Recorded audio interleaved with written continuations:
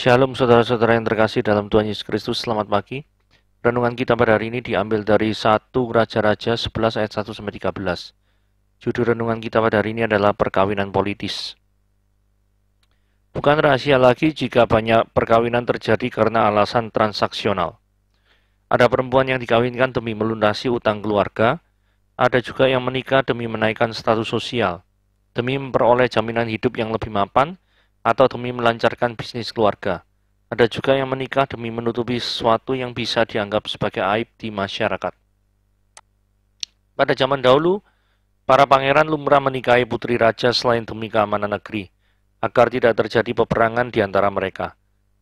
Tampaknya inilah juga yang dilakukan oleh Salomo. Di awal pemerintahnya, dia memang memohon agar Allah memberinya hikmat untuk memimpin bangsa Israel sesuai dengan kehendak Allah. Namun kemudian dia bersandar pada hikmatnya sendiri. Dia tidak lagi menaati Allah, khususnya dalam hal pernikahan dengan ratusan istri dan gundik.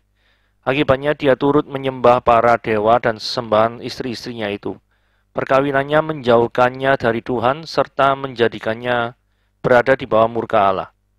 Perkawinan adalah lembaga yang dibentuk oleh Allah sendiri yang dimasukkan untuk menjadi wadah di mana suami istri mengalami kasih Allah secara bersama-sama, menjadi penolong bagi pasangannya, membangun relasi yang saling melengkapi, dan tujuan lainnya ialah menghasilkan keturunan ilahi. Sayangnya, dosa menjadikan manusia seringkali keliru memahami makna pernikahan, bahkan menjadikannya sebagai alat atau topeng agar dapat melakukan dosa lainnya. Kiranya kita memandang pernikahan menurut rancangan Allah, sehingga kita menghormatinya serta menjaga kekudusannya. Perkawinan bukan alat untuk menutupi berbagai kepentingan politis, melainkan sebagai wadah bertumbuh bersama untuk menaati Allah. Oke, mari kita lihat pembahasannya. Apakah mungkin orang Kristen yang sungguh-sungguh percaya Yesus kemudian murtad dan meninggalkan Tuhan? Nah, subjudulnya adalah mempelajari kehidupan Salomo, gitu ya. Oke, mari kita mulai. Kita baca 1 Raja-Raja pasal yang 11 ayat 1-13. Adapun Raja Salomo itu mencintai banyak perempuan asing. Di samping anak Firaun, dia mencintai anak perempuan-perempuan Moab, Amon, Edom, Sidon, dan Het. Padahal tentang bangsa-bangsa itu Tuhan telah berfirman kepada orang Israel, janganlah kamu bergaul dengan mereka, dan mereka pun janganlah bergaul dengan kamu. Sebab sesungguhnya mereka akan mencondongkan hatimu kepada Allah-Allah mereka. Hati Salomo pun telah berpaut kepada mereka dengan cinta. Dia mempunyai 700 istri dari kaum bangsawan dan 300 gundik. Istri-istrinya itu menarik hatinya daripada Tuhan. Sebab pada waktu Salomo sudah tua, istri-istrinya mencondongkan hatinya pada Allah-Allah lain, sehingga dia tidak dengan sepenuh hati berpaut kepada Tuhan Allahnya seperti Daud ayahnya. Demikianlah Salomo mengikuti Asitoret, dewi orang Sidon, dan mengikuti Milkom, dewa kejijikan sesembahan orang Amon. Dan Salomo melakukan apa yang jahat di mata Tuhan, dan ia tidak dengan sepenuh hati mengikuti Tuhan seperti Daud ayahnya. Pada waktu itu Salomo mendirikan bukit pengorbanan bagi Kamos, dewa kejijikan sembahan orang Moab, di gunung di sebelah timur Yerusalem, dan bagi Molok, dewa kejijikan sesembahan Bani Amon. Demikian juga dilakukan bagi semua istrinya orang-orang asing itu yang mempersembahkan korban ukupan dan korban sembelian kepada Allah-Allah mereka. Sebab itu Tuhan menunjukkan murkanya pada Salomo, sebab hatinya telah menyimpang daripada Tuhan Allah Israel, yang telah 2 kali menampakkan diri kepadanya, dan yang telah memerintahkan kepadanya dalam hal ini supaya jangan mengikuti Allah-Allah lain. Akan tetapi dia tidak berpegang pada yang diperintahkan Tuhan. Lalu berfirmanlah Tuhan kepada Salomo, oleh karena begitu kelakuanmu, yakni engkau tidak berpegang pada perjanjian dan segala ketetapanku yang telah kuperintahkan kepadamu, maka sesungguhnya aku akan mengoyakkan kerajaan itu daripadamu dan akan memberikannya kepada hambamu. Hanya pada waktu hidupmu ini aku belum mau melakukannya oleh karena Daud ayahmu, dan dari tanganmu lah aku akan mengoyakkannya. Namun demikian kerajaan itu tidak seluruhnya akan kukoyakkan daripadanya. 1 suku akan kuberikan kepada anakmu, oleh karena hambaku Daud dan oleh karena Yerusalem yang telah kupilih. Oke, mari kita lihat ya. Larangan bagi seorang raja untuk mengumpulkan banyak istri. Saudara, larangan ini tercantum di dalam Ulangan pasal yang ke-17 ayat 15-17. Saudara perhatikan baik-baik. Maka hanyalah raja yang dipilih Yahweh Elohimmu yang harus kau angkat atasmu. Dari tengah-tengah saudaramu haruslah engkau mengangkat seorang raja atasmu. Seorang asing yang bukan saudaramu tidak boleh kau angkat atasmu. Jadi raja itu tidak boleh orang asing. Harus daripada orang Yahudi. Nah ini peraturan-peraturannya ya. 16. Hanya janganlah dia memelihara banyak kuda. Dan janganlah dia mengembalikan bangsa ini ke Mesir untuk mendapatkan banyak kuda. Jadi janganlah menjual bangsa ini ke Mesir hanya untuk mendapatkan harta benda. Sebab Yahweh telah berfirman kepadamu, janganlah sekali-kali kamu kembali melalui jalan ini lagi. Ayat 17 ya, jelas-jelas mengatakan, janganlah dia mempunyai banyak istri. Ini jelas loh ya. Ini ditujukan untuk raja. Janganlah dia mempunyai banyak istri, supaya hatinya jangan menyimpang. Saudara kalau punya banyak istri, itu pasti hatinya menyimpang. Menyimpang dari mana? Menyimpang dari Tuhan. Kenapa kok banyak istri menyimpang daripada Tuhan? Karena yang diberi istri itu adalah kebanyakan perempuan-perempuan asing yang tidak menyembah kepada Yehova. Itu perhatikan baik-baik. Emas dan perak pun janganlah dia kumpulkan terlalu banyak. Ini firman Tuhan untuk raja loh. Untuk raja yang dipilih Yehova loh. Nah, itu hidupnya tidak boleh banyak istri, tidak boleh memelihara banyak kuda, dan emas perak pun jangan dia kumpulkan terlalu banyak. Seperti itu kondisinya. Saudara, mengapa tidak boleh mengumpulkan banyak harta dan istri banyak? Saudara, kita lihat dalam Matius pasal 6 ayat 21. Karena di mana hartamu berada, di situ juga hatimu berada. Ketika harta seseorang banyak sekali di bumi, maka hatinya itu pasti juga melekat pada perkara-perkara duniawi. Betul ya? Sedangkan jika harta kekayaannya ada di surga, maka hatinya juga melekat pada Tuhan di surga. Lah kayak hartanya itu banyak di bumi, misalkan banyak kuda ini ya. Memelihara banyak kuda, kuda ini lambang keperkasaan atau bahkan lambang ada banyak perang gitu ya.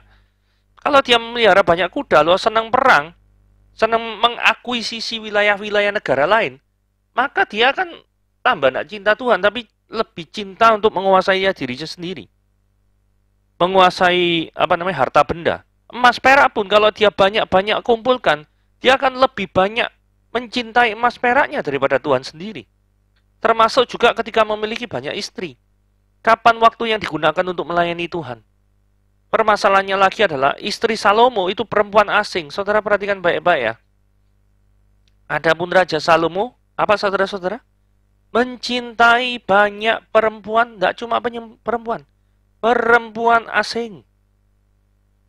Kalau misalkan Salomo memiliki banyak istri dan istrinya itu perempuan asing, mungkinkah istri-istri Salomo itu menyembah Yehova? Tidak mungkin, bukan? Mereka adalah para penyembah berhala yang justru pada akhirnya nanti akan menarik kehidupan Salomo menjauh daripada Tuhan. Itulah sebabnya mengapa kau tidak boleh banyak mengumpulkan banyak harta dan banyak istri. Mengapa tidak boleh menikahi bangsa asing? Ayat 2 dengan jelas mengatakan, sebab sesungguhnya mereka, perempuan-perempuan asing itu, akan mencondongkan hatimu kepada Allah-Allah mereka. Hati Salomo telah terpaut kepada mereka dengan cinta. Salomo melanggar perintah daripada Tuhan dalam hal menikah dengan perempuan asing. Mengapa tidak boleh menikah dengan perempuan asing? Karena alasan hati. Karena barang siapa menikah dengan perempuan asing, dia juga menikah dengan sesembahannya perempuan asing itu. Sesimpel itu. Di mana Yehova tidak mungkin diduakan dan tidak suka untuk diduakan. Maka tidak boleh bangsa Israel menikahi daripada bangsa asing. Karena sekali mereka menikahi bangsa asing, pasti 100% akan diduakan. Jadi pelarangan ini sifatnya bukan karena orang itu sukunya asing, maka Allah tidak memperbolehkan Salomo menikah dengan orang asing. Bukan karena itu. Ini lebih ke arah karena orang yang dinikahi oleh pada Salomo itu berbeda kepercayaan yang dianut. Seandainya perempuan asing itu sama-sama menyembah Yehova, maka otomatis oke-oke saja menikahi perempuan asing. Kan sesembahannya sama. Permasalahannya ini bangsa beda, sesembahan beda. Itu yang menjadi permasalahan. Saudara, kalau sudah tahu gitu, kenapa kok Salomo tetap menikahi perempuan asing? 1 Korintus 10 ayat 12 ya. Sebab itu siapa yang menyangka bahwa dia teguh berdiri, hati-hatilah supaya dia jangan jatuh. Salomo ini menyangka bahwa dirinya itu dapat teguh berdiri. Sebab Salomo menyangka dirinya kuat. Padahal ketika Salomo mengizinkan orang asing itu masuk dalam kehidupannya, itu juga berarti mengizinkan penyembahan berhala itu masuk dalam kehidupannya. Saudara perhatikan baik-baik. Dia mempunyai 700 istri dari kaum bangsawan dan 300 gundik. Istri-istrinya itu menarik hatinya daripada Tuhan. Jadi asal mulanya sebelum memiliki istri yang sangat banyak ini, dia hatinya terpaut kepada Tuhan. Tapi justru ketika dia menikmati kekuasaannya ini, maka justru hatinya tuh menjauh daripada Tuhan. Jadi ini peran istri-istri mulai menarik perhatian daripada Tuhan sendiri, ini berbahaya sekali. Jadi kembali ke pertanyaan semula, mengapa Salomo tetap menikahi perempuan asing sekalipun Tuhan sudah memperingati, karena dia merasa dirinya kuat. Kuat dalam pengertian dia tidak mungkin jatuh dalam penyembahan berhala. Tapi firman Tuhan jelas mengatakan bahwa barang siapa yang menyangka dia teguh berdiri, menyangka imannya kuat, hati-hatilah supaya dia jangan jatuh. Karena barang siapa yang menyangka demikian, 100% dia pasti jatuh. Dan itu terjadi pada waktu ayat 4, pada waktu Salomo sudah tua. Pada waktu Salomo sudah tua, dikatakan dia tidak dengan sepenuh hati berpaut kepada Yahweh Elohim seperti Daud ayahnya. Jadi saking cintanya Salomo pada istri-istrinya itu, menyebabkan dirinya itu menjauh daripada Tuhan. Ketika kehadiran istrinya membuat dirinya tidak sepenuh hati mengikut Tuhan, maka itu adalah akibat dari awal Salomo terlalu menganggap enteng peran istri-istri yang membawa sesembahan, patung-patung masuk itu ke dalam kehidupannya itu atau ke dalam kerajaannya itu menganggap enteng. Akibatnya ketika Salomo sudah tua, dia mungkin tidak bisa daripada bertengkar dengan istri-istrinya, maka dia mencondongkan hatinya kepada Allah lain. Nah, kita bicara nasib Salomo setelah penyembah berhala ya. Karena ayat 5 ini jelas sekali menyedihkan ya. Bagaimana mungkin Salomo yang menyembah Yehova bisa juga pada saat yang bersamaan mengikuti Azitoret, dewi orang Sidon. Mengikuti Milkom, dewi kejijikan daripada orang Amon. Yang jadi pertanyaan kita semua adalah gini. Apakah benar-benar Salomo ini meninggalkan Tuhan? Apakah Salomo ini benar-benar murtad? Apakah Salomo tetap bisa diselamatkan walaupun menyembah berhala? Bukankah pertanyaan-pertanyaan ini pasti akan terlintas di dalam pemikiran kita? Oke, mari kita bahas ya. Ada pandangan yang menyatakan bahwa Salomo itu tetap selamat. Alasan-alasan atau argumentasinya itu seperti gini. Kita lihat dari sisi linguistik, dari sisi bahasa ya. Tidak pernah dikatakan Salomo itu beribadah. Atau kalau dalam bahasa Ibraninya itu abad kepada dewa-dewi itu. Yang ada pada Salomo mengikuti daripada dewi-dewi itu. Saudara, kenapa kok kata abad dalam bahasa Ibrani ini penting? Karena ungkapan kata abad ini digunakan kepada raja yang benar-benar atau sungguh-sungguh menyembah kepada berhala. Saudara lihat ya, ada 3 ayat ya. 1 Raja-Raja pasal 16 ayat 31.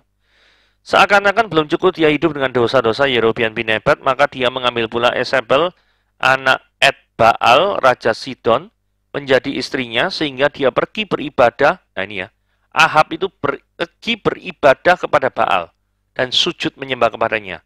Dalam hal ini, Ahab benar-benar beribadah kepada Baal. Maksudnya menyerahkan hidupnya sepenuhnya pada Baal dan tidak percaya lagi pada Yehova.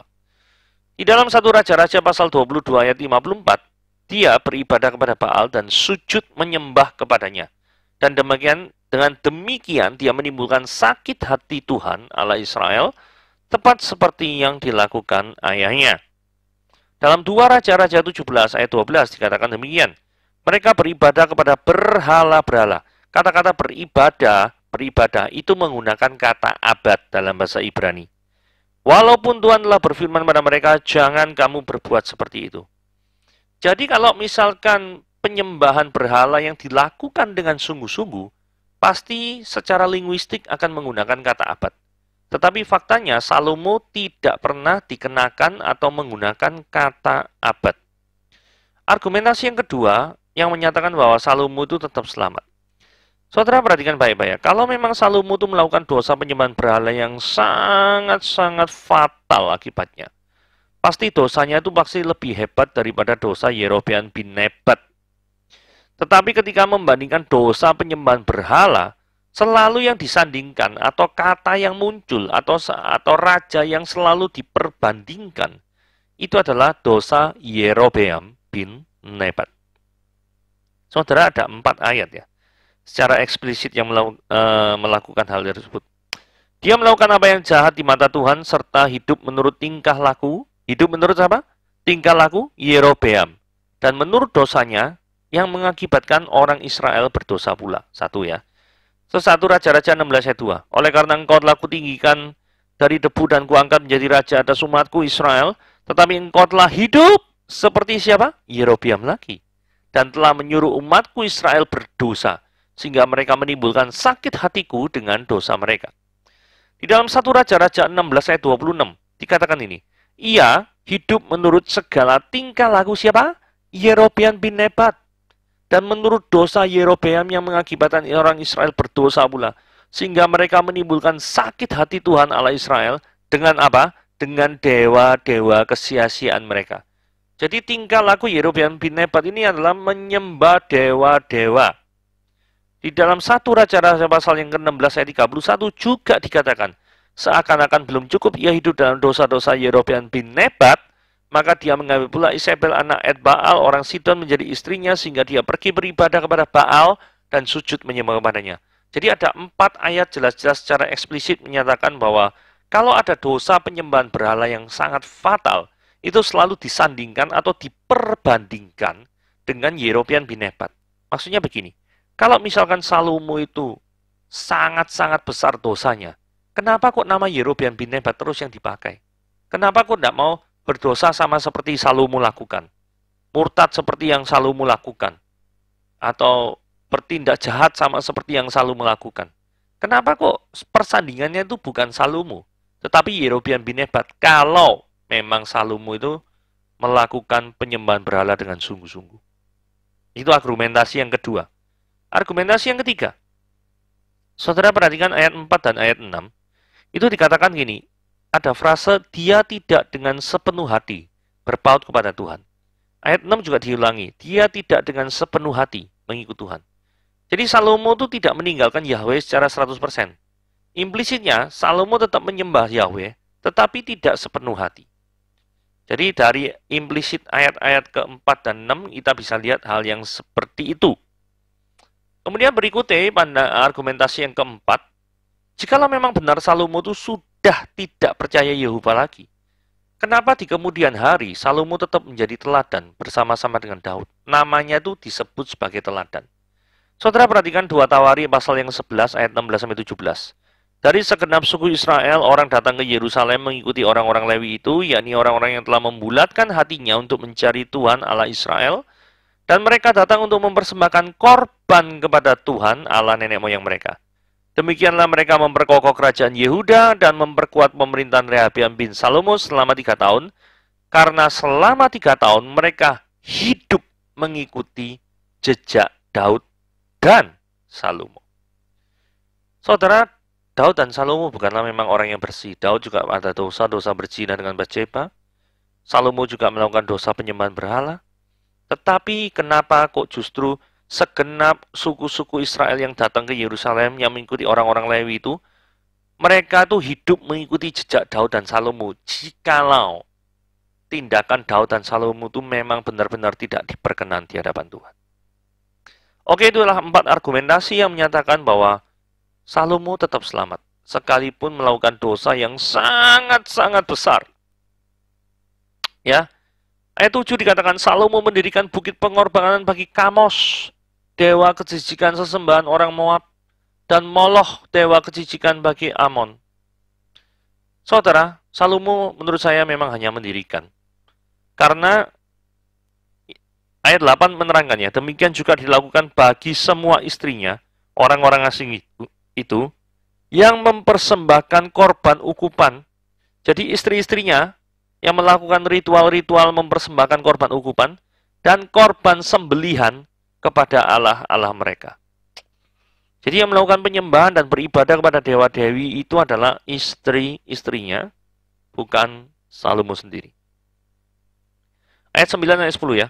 Sebab itu Tuhan menunjukkan murkanya, tapi tetap saja Tuhan menunjukkan murkanya pada Salomo, karena Salomo dengan uangnya, dengan dananya, itu dengan sengaja mendirikan kuil bagi dewa-dewa asing.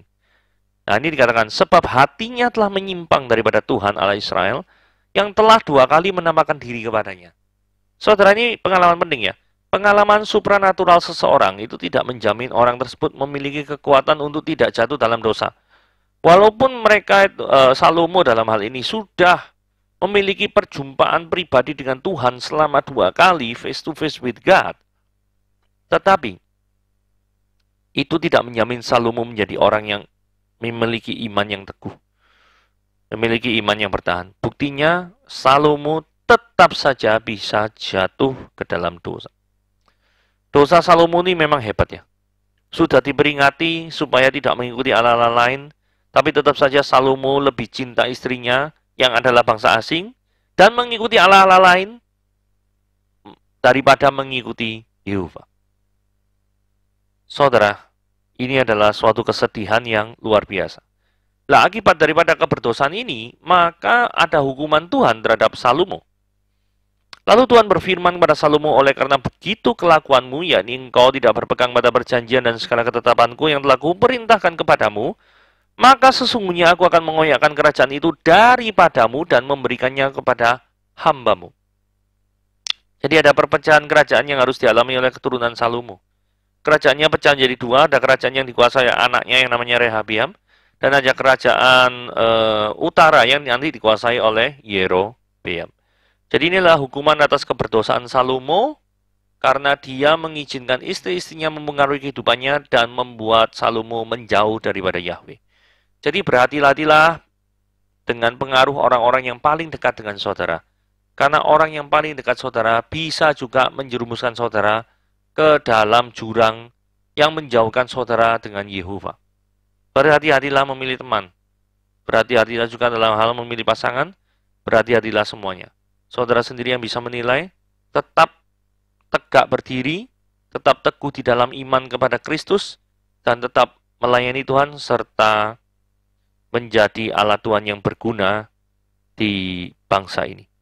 Oke, sekian renungan pada hari ini. Tuhan Yesus memberkati.